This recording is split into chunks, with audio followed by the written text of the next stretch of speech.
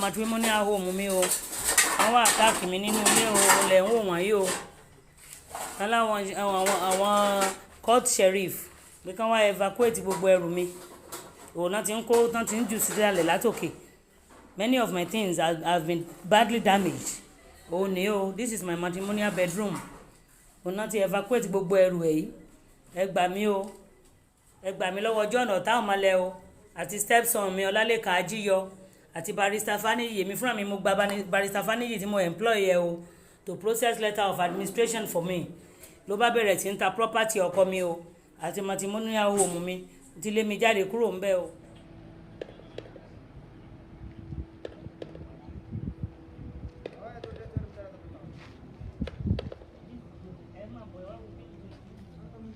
Starting from that gate, that's my own gate.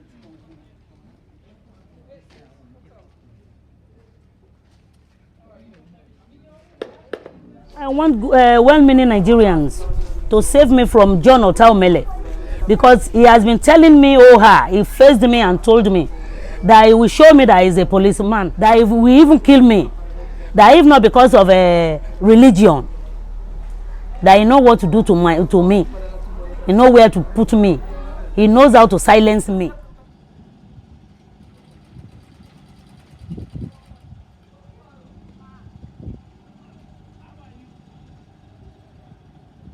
I'm Mrs. Doris DAMILOLA Ajiyo. I knew my husband in the year 1998.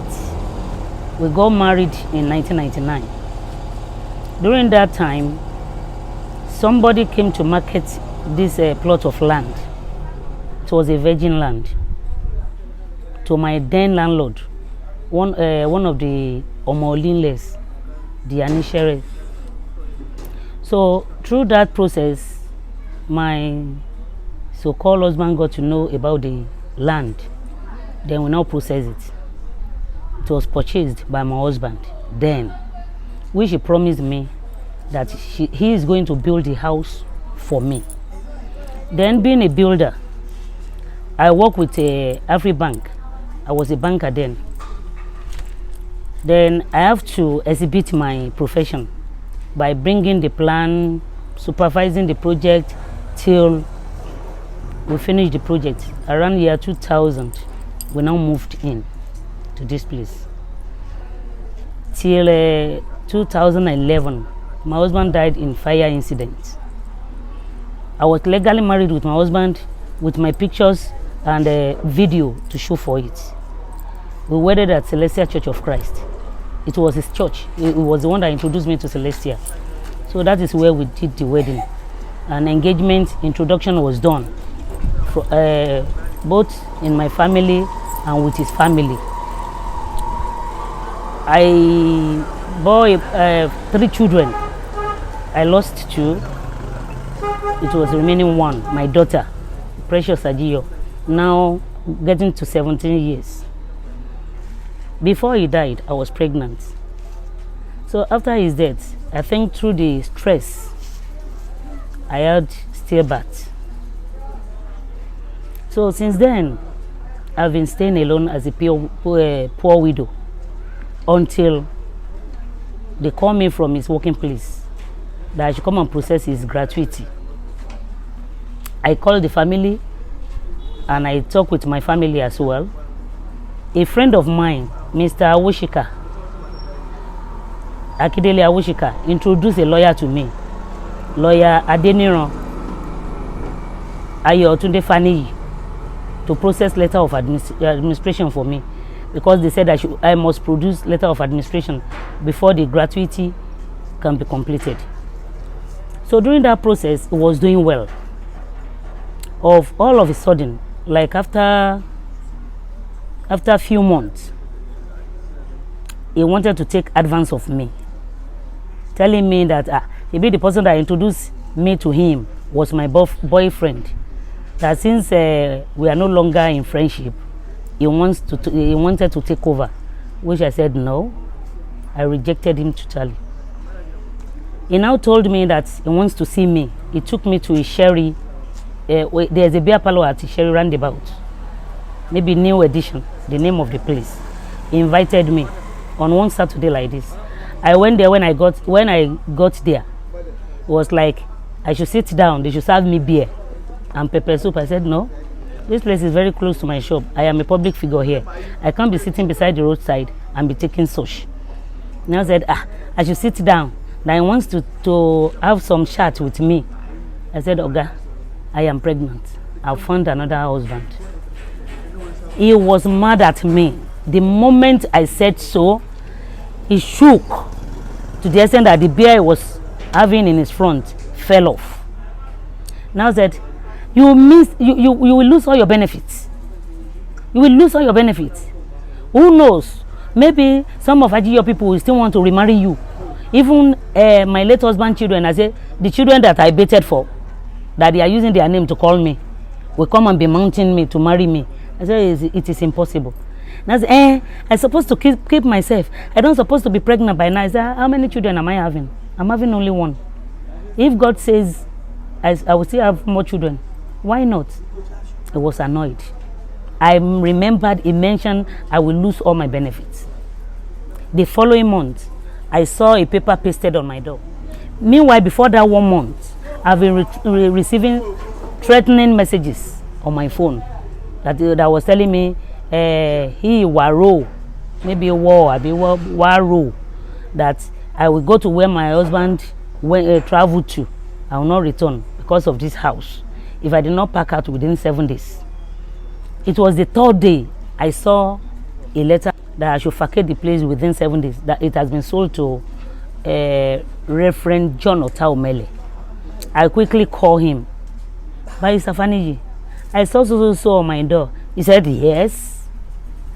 He told me that I will lose my benefits. I said, Who gave you the authority to sell my property? Meanwhile, when he was processing the letter of administration, he said for citing that they want to see all the original title documents, including my driver's license, my daughter's original birth certificate, the death certificate of my husband, the original things. I handed everything over to him, believing I am the one that employ him. He now connived with my stepson. So when I told him about the letter pasted on my door, he now said, he has told me that I will lose all my benefits, so I should not talk to him. That I better remove my things and go out.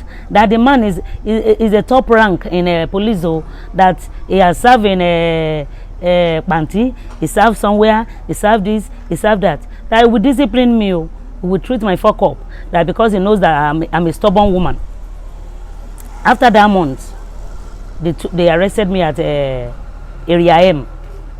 We went there. Then it was CP Akika that was the area commander. The CP called for me like 3 times. The 4th time, the CP told them that they should take me to court. That it is only court that can decide for a widow to leave her matrimonial home. So they stopped threatening me. The following month, they arrested me from Adeniji Adili, SAS. They came with arms to come and arrest me from my shop with their van. Everybody was like, what happened? What happened? They said, I'm threatening their life. That I move with weapons. I sell arms. I hire arms to the tout. I was arrested to Adeniji Adili Federal SAS. From there, they locked me up again. They took me to Igbochiri Magistrate Court. During that process, I attended the court for 16 summons, 16 adjournments. They only came 3 times. The remaining 13 times, I used to go there alone. Later, the justice struck out the case because there are no more coming. Before attending the court, I was taken to Kirikiri, where I spent 3 weeks in Kirikiri. Because of my bail condition, I was unable to raise money for them to bail me. So after that, they arrested me from Panti. They said, Otaomele said I was threatening his life, that some call are coming in for him without names, that PSP nylon was dropped in front of our gate, of his gate, that he believed everything is from me, which I did not know his house. I don't know him either. So they arrested me at Panti. I was locked up at Panti again. After leaving Panti, they arrested me at Ikotun police station. After that, the tenant, one of my tenants, Joseph Oroshiri, was working for John Otaomele. He now came to tamper with my light upstairs. Meanwhile, we are using two different lines, one for the tenant and one for me. He came to tap from my light, from my electric pole. So when I called him to order, he threatened to beat me up to the extent of cursing me. My daughter now came downstairs to come and face him that, Uncle Joseph, why are you causing my mother? Why are you abusing my mother? He slapped my daughter. So I held onto his clothes. That as he's beating my daughter, he must surely beat me. They called the police for me. They arrested me at Ikotun. They took me to Panti again, where I spent more than again. They charged me for assault. That one of his buttons was removed. After that, they still rearrested me at Ikotun through Otaomele again. That I did not allow them to use from my light. Several police stations. I was arrested on six different times.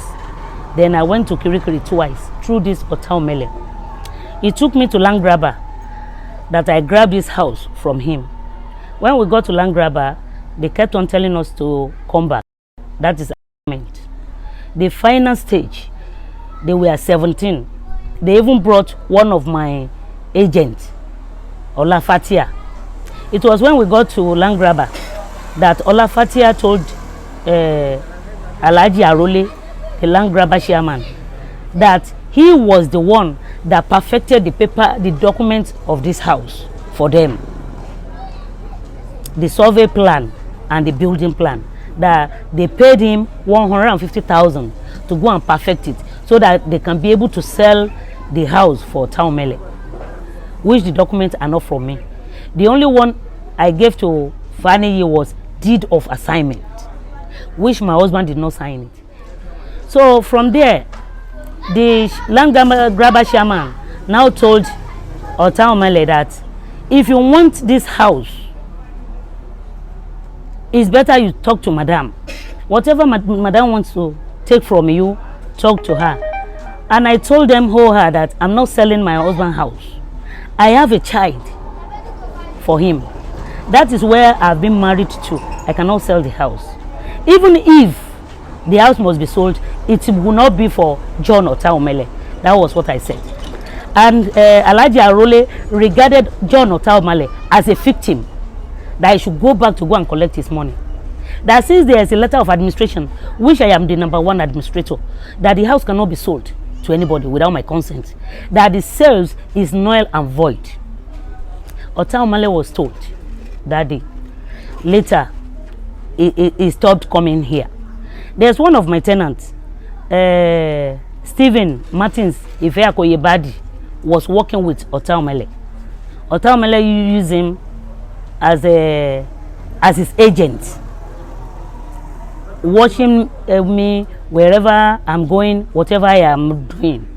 It was the one feeding Otaomele back. So it's about 6-7 months ago, all my tenants, they made a meeting. The Otaomele invited them to police station. They said they don't want wahala. That this man that people have been begging, he refused to leave me as a poor widow. So all of them start moving out one after the other. Within 2 weeks, all of them vacated this building, remaining only me and the other man that was working for him. We invited Otaomele to court at High Court, Ikeja High Court. Otaomele refused to take a court summon. He refused to take the writ. Through Barrister Shola Bushobawale, Sheriff Shola was running after Otaomele to take the writ to come to court. He refused to come to court. He said his wife is his lawyer. He took me to Iba Mediation Center. I was there twice. He did not show up. He wrote a petition to Alagbon. I was there on invitation. When I got there, they asked me to write a statement. I wrote statement. I explained what transpired between me, myself, and him. They now said what he brought was different from what I'm saying. They said I should keep on waiting for him. I was there for complete 1 week. He did not show up. They asked me not to come again. That if he is ready for his case, he will come, then they will call me. Till now, he did not call me. Meanwhile, during this process, he was telling everybody that my husband doesn't used to sign his documents, that there's no document for the house. I now went to Omonile people that owns this area where we bought the land. They now said, since we refused to take a receipt that time, the only document with me is the one between the original landowner and my husband, that I should come and pay for their receipts so that they give me a Omonile receipt, which I did. He wrote a petition against me that I forged receipts. That is perjury and penury. Just use one name to qualify it. Until this morning, I was still in my bedroom. Their knock woke me up. I came to the window to check who was knocking. I saw plenty people, about 10 people, including policewomen and a policeman wearing uniforms. I now asked, what are they looking for? They said, am I Mrs. Ajiyo? I said, of course, yes. They said I should open my door. I said, what for? That I don't know them. One was even threatening me.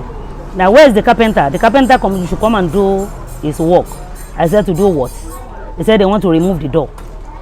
They were bringing iron bar to remove the door. And I asked them to wait. I opened the door for them. They handed in a letter over to me that Barrister John Otaomele has a judgment against me since December 13th. That he summoned me to court, and from the court, they saw that I am at fault. So the judgment is against me. That the court sheriff, they should come and evacuate all my property and throw me outside. Which they started immediately. It was when they were carrying my things, I started calling my lawyer, calling my people. Give me the letter, let me see. You did not allow me to read. You just flash a letter in my front. How do I know where you came from? They say, after all, I can see policewomen and policemen. I said, that doesn't matter. Until my lawyer spoke with them, they now handed a letter to me that they are from Court 5, the court sheriff. They started throwing my things out. These are my properties. They were even telling me that, madam, they said they should not use more than 30 minutes in throwing me out. That they see an exercise patient by waiting for 1 hour. And since morning, I've been sitting outside here. I don't know where to go to. I am an orphan. John Otaomele pleaded that it was Ayofaniji that advertised this house for him. That it was later that when Ayofaniji brought him to supervise the property, that Ayofaniji introduced Olalekan Emmanuel Ajiyo, that's my stepson, to him. I made Lekan Ajiyo as the number 2 administrator, and the other boy from the second woman. Me, I was doing it out of free mind. That you people should not believe that I am the existing wife of your father when the father died. That they should not believe I want to inherit all the property. After all, he's having about 9 buildings. Here you understand? So I was with my open-minded, telling them to come and sign. We went to probate together. We did many things. I was the one that instructed Fanny to include those boys. That it should allow us to be 3 administrators, at least. If we are sharing it, each branch is entitled to one building at least. Even if we are selling any one of the property, at least each branch we have a building. It was in December period when that my stepson called me, mommy, that it is a pity what was happening, that he doesn't have hand in it, but he have to support what families are saying. I said, whose family? Which family? Who told you they have sweat in my husband's family? What are you talking about? Which family? Which family has been appearing to us when my husband was alive? Say, people from Malaysia. I say, which people? There's nobody you will mention that I did not know. Say, professor and others. I say, okay, what's happening now? Then that is very sorry. He doesn't have the hand in it. It's only that I cannot understand. I said, for you to send me to Kirikiri, you say I cannot understand. You that I baited for when I married your father.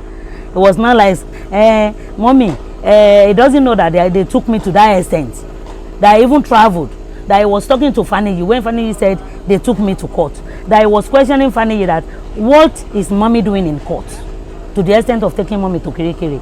I was like, am I dreaming? So I now mentioned, I said, I heard that you sold a plot of land in Elisha. And he said, mommy, when last have you gotten there? I said, get there to go and do what? To go and wake my husband up. What is happening in the family, I am not part of it. I am not happy with it. I can't go there seeing my husband, seeing the burial ground of my husband. Maybe he's depreciating. I'll start crying again. I don't have money to go and do it by myself. My daughter is still a minor. It's not working yet. Assuming she's working, I will ask her. I will not even ask her because love is different from like. Lekan can tell you he likes his father. He does not love him. I brought Lekan up. This is the street where I brought him up, including his junior brother.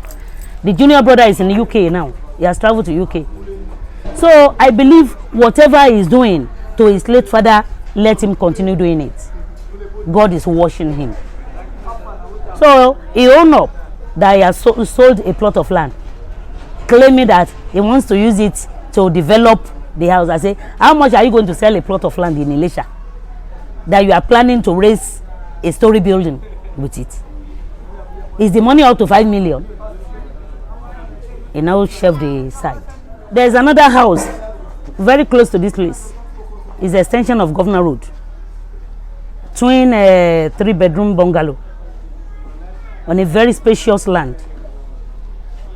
I heard that it was a woman that bought that land. And this is my matrimonial home. It was built by me. My sweat is here. My sweat is here.